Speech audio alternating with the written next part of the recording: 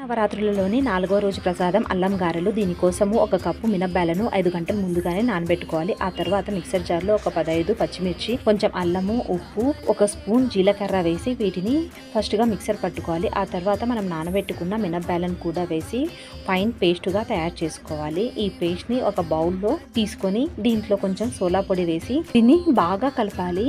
ఇలా కలుపుకున్నామంటే దీంట్లో air bubbles అనేవి ఫామ్ అయ్యి మనకు గారెలు అనేవి చాలా ఫ్లఫీగా వస్తాయి. ఇలా కలుపుకున్న దాన్ని ఇలా మనం టెస్ట్ చేసామంటే వాటర్లో పిండి అనేది తేలుతూ ఉంటుంది. ఆ తర్వాత కొంచెం కొత్తిమీర చల్లుకొని పిండి మొత్తం కలిసేలాగా కలుపుకోవాలి. ఇప్పుడు ఈ పిండిని కొంచెం నీటిని అద్దుకొని ఇలా గారెల్లాగా చేసి వేడివేడి నూనెలో వేసి గోల్డెన్ బ్రౌన్ వచ్చేంత వరకు పెట్టి ఆ తర్వాత ఈ గారెలను మనము పక్కకు తీసుకోవాలండి. ఈ గారెలకు చిల్లులు అయితే పెట్టకూడదండి. అమ్మవారికి చిల్లు లేని అల్లం గారెలు అంటేనే ఇష్టము. ఇంతేనండి అమ్మవారి యొక్క 4వ రోజు ఇష్ట నైవేద్యం. చాలా ఈజీ కదా.